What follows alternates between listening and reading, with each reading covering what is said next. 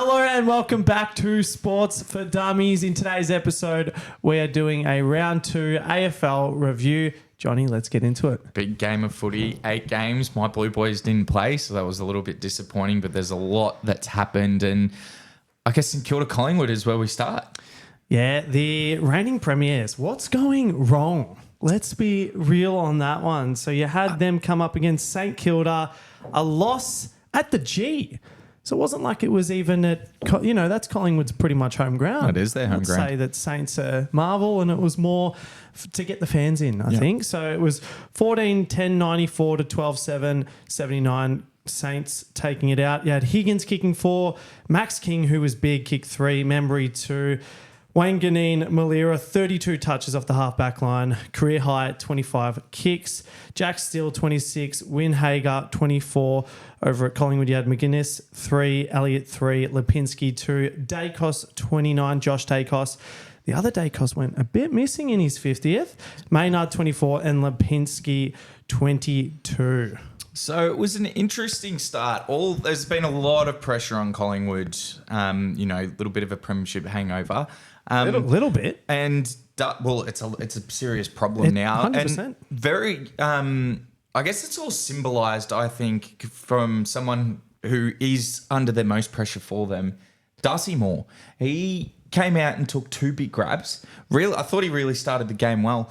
But then he had a spoil that went straight to Higgins. Higgins was fantastic, by the way. He played that real pure, old school, traditional forward pocket. He was the energizer. He was the spark. He just roved the packs front and centre, kicked a goal. And then Moore sets him up with that. He had a couple of handballs that were intercepted. He gave away goals. They were letting him do uncharacteristic. His kick-ins were shit. He just looks like a player who is just out of confidence. I was going to say, he lacks the confidence. There was one stage, I think, or just after half-time, he was doing the kick-in and you could just tell, like the way he held the ball, and then he went and he just did his 15-metre kick. He almost kicked out in the full. He did. It was, yes. Like I know the exact one you were talking about. And then it was just, there was so many uncharacteristic mistakes by Collingwood. Their defence is in utter dismal at the moment. I think with the Pies is... They've made a prelim, won a grand final, playing very unorthodox, as in they have, strength in numbers, but they rely heavily on transition game. Because they only win games by a close margin. That's always been the case. Yeah. I think teams have figured out if you can handle their burst where they do dominate. So they were up 3-1 against the Saints, like they were against Sydney. Yep. And they started well against GWS too. I think teams are just figuring out if we can just hold their little burst period, and then when we get the ball there, I think teams have figured it out. Their players looked slow, unfit. Still Sidebottom looks like he's a step behind now. DeGoey did nothing. He's non-existent. Nick Dacos had his worst game. But a bit... Big credit. Can we will say this? Let's give some credit to St Kilda. Lyon in the St Kilda Football Club. Yeah. He is so... how good a coach is he? Because he doesn't... You look on paper at St Kilda, Collingwood, you would have picked, and I'm sure majority would have picked Collingwood to win that. Well, and Ross the Boss is an absolute star. You think about the St Kilda sides he'd made grand finals in the 2000 and, the late 2009s, 2010s. They had great top-up talent, but they had a very shallow list. He got them to grand finals, and unfortunately they came up against St Kilda and Geelong. Fremantle, same thing, have very shallow lists. He gets the best out of players that you wouldn't think you would. But this St Kilda side, a lot of energy, a lot of strengths. Wanganeen Malira, yep. 32 touches, as you said, 25 kicks. Had just under 700 metres gained. He was sensational. I thought King and Membry at the start of that third quarter, when the game was neck and neck, stepping up, kicking big goals in that third quarter to really start it off. The Saints they have all this energy. Yeah, and I mean, from the hitouts, it was very interesting. It was 13 St Kilda to 47 Collingwood. Well, so Cameron and Cox did what they wanted against Marshall, but... St Kilda also play 191 centimetre Owies in there as well. It was almost like they were happy to lose that and they would just read it off them. Well, they've got 31 clearances, Collingwood 35 Saints. So they're just, like you said, read it off. And that's where Jack Steele was absolutely sensational. But credit to St Kilda. I think they've just put their hand up. We're going to be here. Yeah. When we had their in their predictions, a pass mark for them is to win a final. They've started very well. Well, and I did say they were going to. We actually never really formalised my prediction on if they were going to win. I actually said St Kilda at the start, and then I forgot to put my tips in for that Thursday night, which was absolutely fabulous. So it went to the away team in Collingwood, which was not a good start for me. So can Collingwood now have Brisbane? I have. The two grand finalists from last year. Has that ever? That's never happened, has it? I actually don't know. I wouldn't have thought so. I thought it was historic, 153 years where the top two teams. So it mustn't be.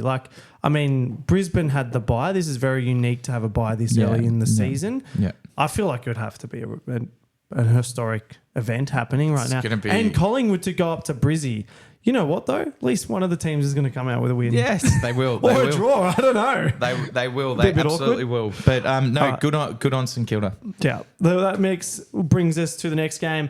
We had a crack on the Friday night, Adelaide and Geelong. Now, Geelong getting up in the end. It was 11-11, 77 to 14, 12, 96. Tex Walker back into the team for Adelaide, kicked his 2.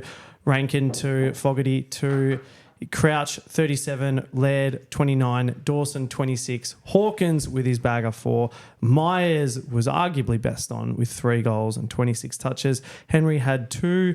Then you had disposals, Stewart 28, Myers 26, Holmes 24. You had Danger going down with a minor hamstring, which isn't too good for them. But, Geelong, they're going to be there. Everyone who read them off, eat your words. This side is back. They went up into a hostile crowd. They silenced the crowd early. People were saying, I guess, because you've got Hawkins, Dangerfield. There's top age players who are very old. Where's these youngsters going to come from? Well, here's some names: Dempsey, Ollie Henry is an absolute star. Manor, what a performance he had, especially in that first quarter. Myers, Stangl, Holmes. That is a great young list. It's a fantastic list. And Hawkins looks as fit as ever. 35-year-old comes out, does his thing. It's like he doesn't age. It's getting better. Their best player, though, is Tom Stewart. Well, it was his 150th. Big shout out. He's a brick wall, Josh. How many intercepts did he have? I'm not sure how many intercepts. I think it was 14. You saw Adelaide's players get the ball, look down, and were hesitant to just get it down there. Yeah. Because he's just a brick wall. He's an absolute star. At this stage, because remember, he's a mature age rookie, he's absolutely sensational. He's a gun. I'm positively certain he had the 14 intercept marks, which is just absolutely ridiculous. And for a player of his caliber, he's an All-Australian, isn't he? Absolutely. Yeah. So he's played 150 games. He's made the All-Australian side 5 times. Shit. So for every... Yeah, you have 22, 23. So every 30 games he's an All-Australian. He could go down after another 100 games as one of the greatest defenders of all time. If he keeps this up, he will. 100%. He could retire now and he's one of the greatest defenders of all time. It's crazy. He's good. He can do everything. He can play one-on-one. Did we put him in the... We put him next to Scarlett. I was going to say that. We did, didn't we? We did. We put him back pocket. Good. He can play one-on-one. He's a good interceptor. He's quick. He's good with the ball. He finds the footy. He's attacking. It's absolutely insane and good win by the Cats. All right, that brings us into... Let me just jump into it. We had... I'm just going to be certain on this one. North, Melbourne and Fremantle. Sorry, guys. Just didn't want to bring up the wrong game. Now, North, promising signs here. Yeah, them 11-10, 76 to Fremantle, 15-12, 102. Now, the story doesn't really tell it all in the score at the very end, but obviously a win's a win, so good on Freo. You had goal scorers. You had Zaha, 2 goals. Powell, 2 goals. Curtis, 2 goals. Sheasel, once again doing his job. 35 touches. Davis Uniacke, 30. Powell, 28. So well played by Powell. 2 goals and 28 touches. Goal kickers for Freo, Tapiner 2, Jackson 2, Frederick 2, disposals for them. Sarong 35, once again a great performance. Clark 28 and Brayshaw 27. Now, I mean, to be fair, we've got to give some credit to North. There's some promising signs for them. They were up at one stage there by I think just over 30 points. Now, they couldn't run out the 4 quarters. That's probably the only thing for them that they faltered. But Freo, I mean, their supporter base, they're coming out saying they're, a top 8 team. We didn't have them there at all. A win's a win. And they ended up... I don't know if you're happy with North's performance. Like, they were up by 6 goals, but it's not like they were playing a top 4 side. And Fremantle were absolutely butchered after the Brisbane game with the injuries. There's absolutely signs there. Sheasel is an absolute star off the half-back line. George Wardlaw had 24 touches, got rising star. But geez, Sarong and Luke Jackson are fucking players. Fremantle have a legitimate issue when Darcy comes back because I don't believe in having 2 elite ruckmans. Luke Jackson is a presence. 24 touches, 2 goals, 21 hit-outs. He was like a unicorn just doing whatever he wants. I generally think, because Sean Darcy he's got a lot of credit to him. Like, he's got currency. I'd be making some money off him. What do you mean? Like selling him. Okay. Trading him. Well, I think with Luke Jackson, it's almost like that Gawn and Grundy. Having 2 top-tier ruckmans. Now, the one thing that I will say for North, I mean, they were up and then they let 9 goals in a row. Correct. Freo just came through and just absolutely gave them a serving. So, look, it's no real surprise. I mean, Fremantle getting up. I was optimistic about North taking out the win, but good on North. A game on the road, never easy. And for a team, that didn't finish too high last year, it's good to see them get the win. So that brings us to Hawthorn and Melbourne. Hawthorn, 5 goals, 8 points, 38 to Melbourne. This was just a kicking training drill. I like the technical difficulty there. What do you mean? Bailey Fritsch on Hawthorn, kick 5. Oh, no. I've done it back to front. I think the viewers will get it. Ah, shit. It's all good. All right, guys. Well, you can clearly see what I've done here. Technical difficulties. Melbourne 93. Mate, Bailey Fritsch has almost kicked their whole bloody score. Yeah. So sorry, guys. You could see left to right. It's meant to be flipped around. Funny, I did the stats. But you got Bailey Fritsch, 5 goals, Pickett 3, Chandler 2. Then you had Petrarca 29, Langdon 26, Newball 24. You had Weddle 1, Watson 1, McDonald 1. Warple 27, Sisley 27, Scrimshaw 26. So just a pretty stock standard performance by Melbourne taking on a Hawthorn side. Look, they're not looking too good this year. That result doesn't surprise me. No, by no means. What was Hawthorn's keepings off? I think they had 47 marks in the first quarter by just trying to keep the ball off Melbourne. But the problem with that is they didn't attack. And it was like we're trying to nullify the other team's game while not playing our game. And I'm not buying this Hawthorn rebuild at the moment. Can I just say, Melbourne, their absolute superstar, C. Petrarca, the way he was lacing out to the forwards, kicking the ball in places just to make them lead to it, he was spearing them in from the midfield, just absolutely daggers. Like, it was actually like a training drill. I felt like I was watching them just hit target after target after target. It was impressive. Like, there was a full stent there. Fritsch kicked his bag within, I think he kicked, 3 or 4 within the space of 5 minutes.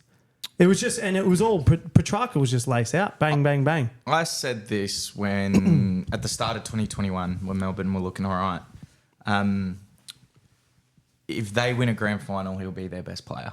And he was. And he had 11 score involvements. He is explosive, powerful. He's the one who goes to that, do I say it, A++ level. I generally reckon his best is as good as any. Yeah. And Melbourne, good for Melbourne. They lot of pressure started. I know it's only against Hawthorn, but they've got 2 wins on the board now after I guess that opening round didn't go to plan. Yeah. And a lot of pressure. So good to see Melbourne, just getting back into some track, but very concerned about Hawthorn. They just didn't look like they had an identity. And I don't know if they even have the players to do a chip-off game. I know they're the great Hawthorn side used to, retain possession and, but they had the best skills of all time. I was going to say, and not only that, when the other team's actually a lot more capable, I don't think that's the right idea. No. Especially when they can get in, also be bulls. No. Petrarca and Oliver, notorious bulls too. But then to see how good they were hitting targets, it just became like a training drill. And they kick straight. Yeah. And we've been speaking about that over the off-season. Their biggest problem has been Melbourne have never had problems getting the ball up forward. No. They haven't been kicking. They kicked 14-9 on the weekend, so good performance. Yeah, good to see Fridge kick a bag. It was very good for them. He just kept it was like a magnet towards the ball. So the only thing for them was Lever and May went down with some injury concerns. Looks like it's just going to be a bit of soreness, so it doesn't look like they're going to be. You said they're cleared. Yeah, I don't know if they will take any. Like they might take a round or two, but there was some. They look like they were seriously injured. They have Port. In Port Adelaide. Well, Port's got another 3 at Adelaide. Yeah. 3 in a row. So that's pretty lucky. Yeah. Lucky for them. That brings us to Sydney versus my Bombers. There was a lot happening in this game. Go through it, Joshy. So you had Sydney getting the win, 19 goals, 17 touches, 17 points, 1-3-1 to Essendon, 15 goals, 11 behinds, 1-0-1. Papley probably passed on 4 goals, 24 touches. Haywood, 3 goals. Warner, 2 goals. And I think he had about 23 or something like that. So he was playing pretty well too. Heaney, once again, 32 disposals, 1 goal. Sorry, Warner had 28. My bad. That's an exceptional performance. Papley, 24. Then you had Stringer, 3. Gresham, 3. Take a bow there. That was pretty good by him. Peter Wright, 2. I'm not really happy about what he's done. And we'll touch on that. Yeah. Merritt, 32. Martin, 31. Setterfield, 29. So your boy from Carlton actually turning it up a bit for us, getting some disposals. Setterfield? Yep. No, I'm glad. I never disliked as a person, just didn't want him on my side. No, that's fair. I'm not happy about... So let's paint a picture. So Brad Scott has come out and said Essendon going to play with edge, which we saw a little bit against Hawthorn in round 1. What edge? Like an edge, physical presence. Like they want to play with it. And they absolutely did that. Did they go over the top though? Peter Wright, what are your thoughts? I just think that was stupid. Yeah. Look, I don't... You know what? Essendon have lacked that edge. I don't mind Brad Scott coming out and saying... I think we've lacked it. I think we've had some soft, players not really wanting to take on the man and be brutal at the ball. I think... If this is a new look for Essendon and we're the bad boys of the AFL and we're going to go in and absolutely try and... Gives you an identity, doesn't it? You know what? It's good. Better be a... if we can be very good bulls, but I think we just need to have the players. You can't just go and take out players for the sake of it. So that's an interesting one. So this is a mixed... Like around the football, community, what people are thinking he was just protecting himself. He obviously couldn't get the mark. So what's he supposed to do? Because if he puts his hands out, he's going to hurt himself. Some people said he should have spoiled. Yeah. At the end of the day, he's made contact with the head. He chose to brace. I think he's copping 4 weeks. Yeah, it's annoying. I think the AFL made it pretty clear pre-season. Webster took out Jai Simpkin. And he left the ground. The hard thing with that was the ball. You got to look at it. But yes, it's hard. I don't think the AFL on the bump. I don't know what's going on. I think it's hard. I guess they're protecting the players. That's what matters first and foremost. And I understand that players' health and well-being is the number one priority. It's a spectacle to be able to watch these players perform at the highest level of football. I get it. They want to protect the players. So I love that Essendon are coming out and playing with a bit of edge and a bit of go. I think like we saw against Hawthorn, I don't understand how Sicily didn't get anything what he did. And we lost Redmond for that week. So frustrating, but the Bombers are making a statement. Peter Wright for us is a notorious out, so it's not going to be helpful. But I tell you who made a statement was Tom Papley. I loved what he said at halftime, pretty much saying, well, they're going to play with edge. Well, how about they go the ball and they've got to do it for 4 quarters. I loved that. I absolutely loved that. Giving it back to you guys. Heaney said something similar after the game, and Papley said it again. I like the bit of beef between players. It makes the game fun. Papley kicked 4 goals, and it just means next time they play, there's gonna be something to talk about. 100%. It's on, and I like it. I think he was best on. He had every right. Tom Papley is literally, like we talked about, he's the Energizer. He's the Energizer Bunny. He ignites that side. Heaney and Warner together are working miracles. Mm-hmm. Goulden, mate, their squad, they're not I don't think they're the biggest, like we said, they're not man on man. They don't play the man. They play for the ball possession and making sure they can kick. They're elite by foot. That is their biggest thing, and they can hit the scoreboard through the middle, and that's a huge thing for them. And then it's like you said, not having Buddy has been a massive blessing for them. Well, on the skills, so this goes. So Essendon matched them with the contested possessions. Yeah. What Essendon need to work on, their defense. They just let Sydney from coast to coast. So Sydney kicked 5 goals, 7. So effectively 6 goals by just waltzing off that out of Essendon's back 50. Their rebounds. Goulden is the best kick in the league. Oh, by a mile. He's those 50-metre passes lace out to advantage. Sydney is scary at the moment. That's my issue. They're genuinely scary. And the fact is they've got, Adams, Parker, Mills to come back. Now, I don't know. I hope they've got to leave Heaney there. They've got to leave him in the mid. Heaney's got to leave Parker in there. will play that mid. I think he plays that wing half forward. I think Parker goes more the half forward, rotating in the midfield. Mills you can put in the back line. I don't think Taylor Adams is in their best 22. You know what's funny? I don't either. Maybe as a sub. He's a super sub. It's a good maybe sub to have. Maybe but a sub. The issue was, I think he left Collingwood for that exact reason. And now being injured. Well, if you're not good enough, you're not good enough. Yeah, that's true. That's true. But Sydney, they're the informed side. They are, aside from GWS. I want to see that. GWS That and is Sydney. going to be the biggest game they've ever played against 100%. each other. And I hope they play it at the SCG. I don't know what the fixture's looking like. We'll But see when it happens. Eventually.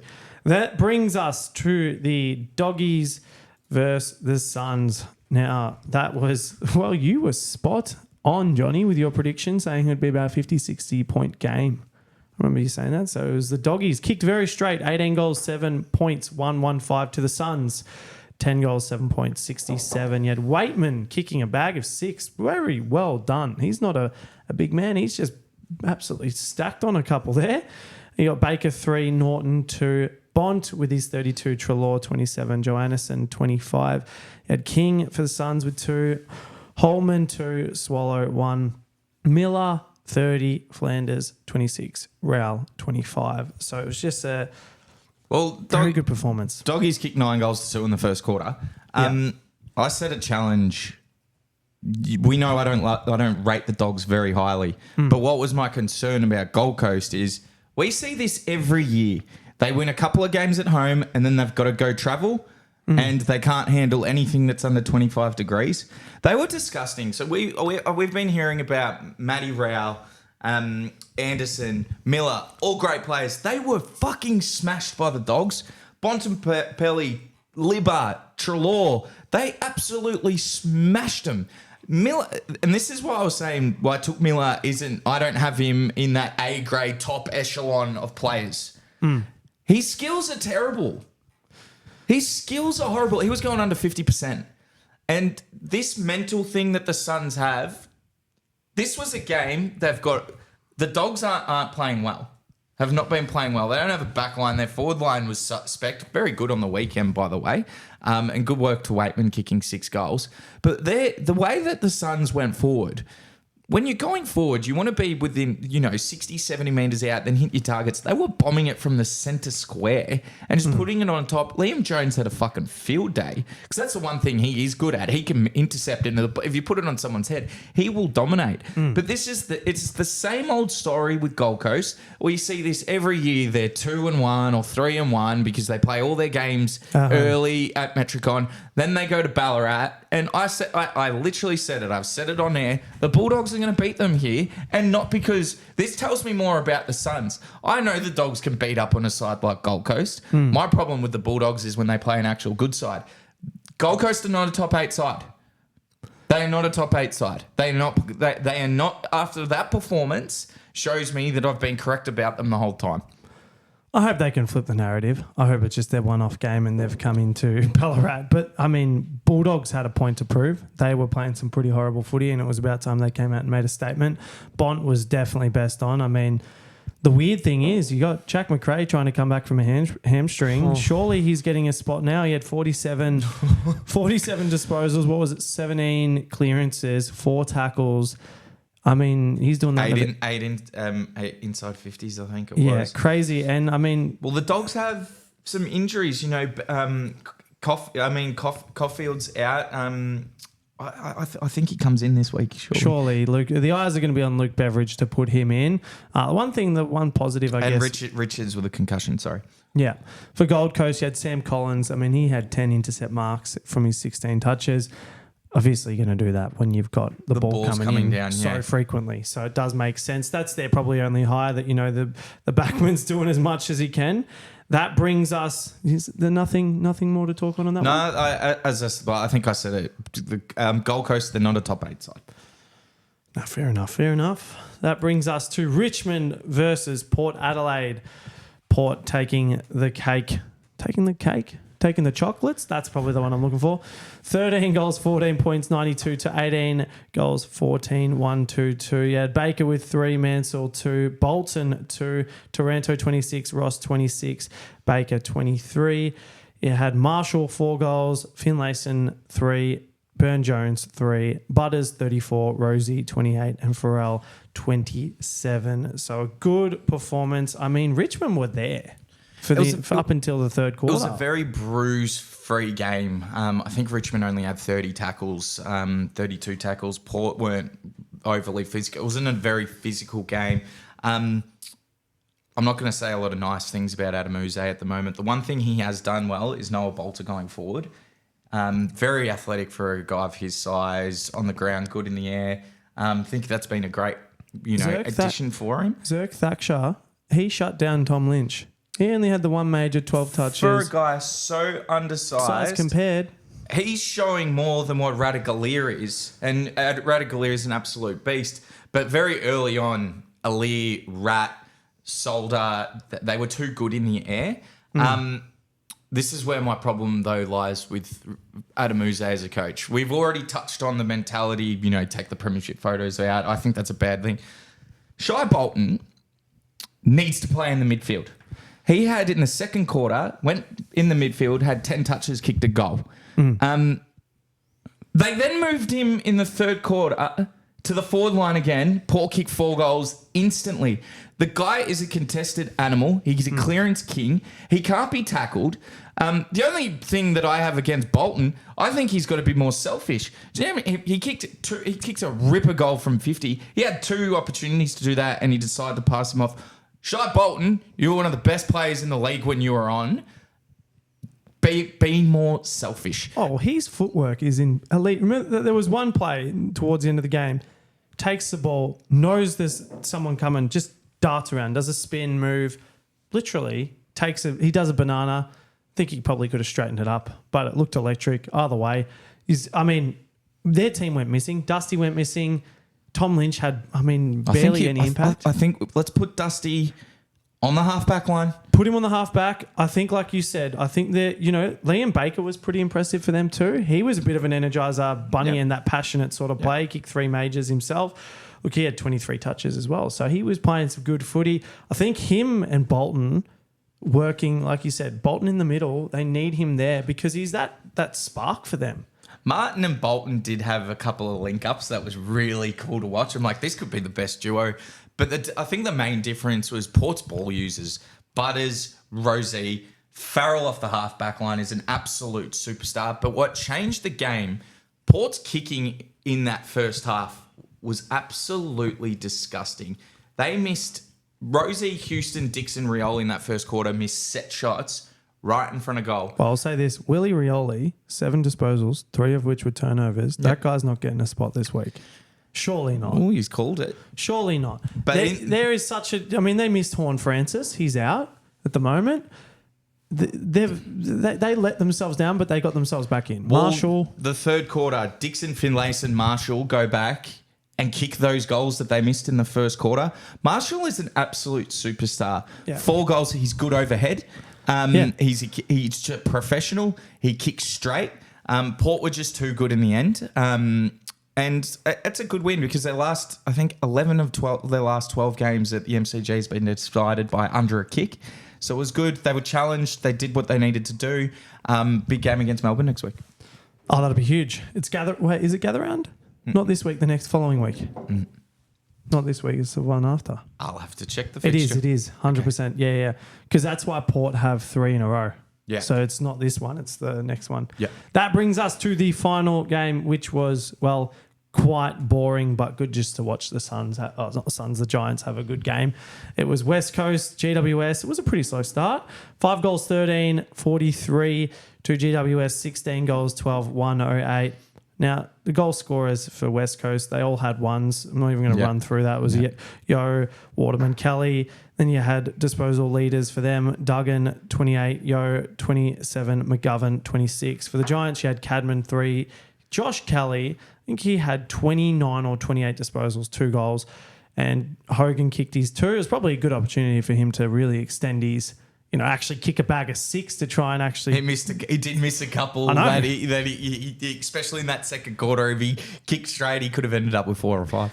Then you had Whitfield, 36, Green, 34, Canelio, 31. So pretty well-rounded, a normal sort of game for the GWS Giants. West Coast, especially in that first half, really gave some go. Yeah. The Giants were just not... They playing like millionaires. They got a bit cute sometimes. They really just picked them apart. Tom Green, again, is having an absolute... I think he's 30 touches every game. Yeah. Whitfield, talking about ball users, is... we talked about this on, our preview for GWS. They've just got such good users. And they had Sam Taylor, who took 14 intercept possessions. That was huge in the back line. I think he was one, and I think he was one off the intercept mark record. Yeah. Yeah, it was huge. But nothing to see there. We didn't learn anything. If anything, I wanted to see a 100-point loss, but we didn't get to see it. No, it was unfortunate. Look, we're going to bring up the AFL ladder. Let me just give me one little second. I'll put it up for everyone who's watching this. Right, there we go. So let me just make sure I've got the correct ladder here. No, when you don't, the last thing you want to do is bring it up, start reading out, and you think you've got round 1. Anyway, so you got the Giants on top, 3 from 3. Sydney, 3 from 3. Port, 2 from 2. And then you've got Melbourne, Freo, Geelong, Carlton, Gold Coast, Saints, Bulldogs, Essendon. I'm disappointed. Essendon 11th already, 50%, 90, Early 97%. days. It's early days. It's funny to see Brisbane and Collingwood in the bottom 8. Yep. That is very odd, especially when you see Collingwood have played 3. Yep. It's just ridiculous. And the bottom 3 is exactly what we thought it would be. North, Hawthorn and West Coast. Yep. Yeah, no real surprise there. So, guys, that was... Is there any... Absolutely. There's 2 things. So we'll go into who's playing. So for round 3, so we got Brisbane and Collingwood, which was the most anticipated game of all time. No one's won a game, so that will be interesting. I wonder if the crowds will show up. Yeah, it'll be packed. It's at Brisbane. It's not like you don't need many people to fill it. That's true. North Melbourne versus Carlton, Good Friday. Fremantle and Adelaide on Friday night. I think that's going to be a cracking game. Saturday, Essendon versus St Kilda. I think that's going to be better than what you think. Port Adelaide, Melbourne, I think is going to be an absolute corker. That's potentially game of the round. Bulldogs versus West Coast. West Coast beat the Dogs last year. Well, this is the Easter round, so you got Easter Monday as well, don't we? Richmond versus Sydney, and then the infamous Easter one. game. Hawthorn versus Geelong is always close on these ones. Regardless of ladder position, even though... It's always been a close game, generally speaking. Before we go, I have a problem with the AFL reviewing the boundary umpires. It's disgraceful. These boundary umpires don't know how to pick anything. How many times is the ball out lately? Higgins' goal, There was a play with Essendon. Oh, who cares? That was a great goal. No, fantastic. No, it does matter because it's not even the ones I'm talking about. The amount of times where they cannot make a call and like, nah, don't know what happened. These guys get paid to do a job. Was it in or out? I'm sick of these guys not knowing what they're doing. And you're seeing it with some of these goal reviews. Like, it was clearly a goal. Like, you're right underneath. You got one job. Well, what's annoying too, it's actually quite nice when the fans try and get involved, even if the umpire's making a bold call and saying, hey, it was out. And even if Higgins had to kick that goal and everyone would have gone, oh, I can't believe, like that was genuinely out and they didn't even review it. So it's weird. I'm cool with someone making a call. It's when two of them be like, nah, don't know what it is. Fucking just get it right. Yeah, I think the umpires are now overusing that. Yeah. I think that's been the They're bad scared. call. They're scared. Yeah, for the week. But, I mean, They're scared. Umpires aren't making themselves really favourable to the fans at the moment with what they're doing. And I think that's a topic in conversation. Umpires been disgraceful. Yeah, lately. I mean, lopsided free kicks to teams. It's like... That St Kilda Collingwood game. That first quarter... I said it about the Richmond Carlton game, so I hope everyone knows that I actually aren't biased. When Carlton were up and dominating, they influenced the game to bring Richmond back in. It was a close game. Collingwood had St Kilda on the ropes pretty early. From the half-back line, St Kilda's half-back line, they paid 3 free kicks and St Kilda kicks a goal. Game completely changes. I'm sick of... umpires are there to make sure the game is umpired fairly. Not dictate the game. Do not change the course of the game. You are not relevant. No one cares. You know who the best umpires are? The ones we don't know who the fuck they are. You don't want to know who the umpires are. You just want to do your job. There's a free kick to be paid, but don't get cute with it. Just your interpretation shit. No, I like it. I completely agree. I think it's absolutely bullshit. That's my thoughts. Is that Rooney Rants? Is that coming out? That's my thoughts. All right. Yeah, very good, guys. Well, thank you so much for watching. We're going to be previewing... What's our first game on Thursday, Johnny? Thursday is the Brisbane Collingwood game. The battle of they haven't won a game. The battle of the shittest. It should be the battle of the best. Well, Who would have thought? What it was, Collingwood probably have a fair bit of royalties coming back from this Take the Steps documentary. They should be trying to take the steps to win a game for this year. I think that should be a bit of a thing. Someone start commenting that everywhere. This grand final has been celebrated more of all time than the most seen. You won one premiership. Like, move on. It's happened. Teams do it. Well, they've won 16 overall. I'm talking about this one. Like, who gives a fuck? No, literally. I completely agree. All right, guys. Thank you so much for watching. You know the absolute drill. Like, subscribe, and... ring the fucking bell. See you in the next one, guys. See you Bye-bye. guys.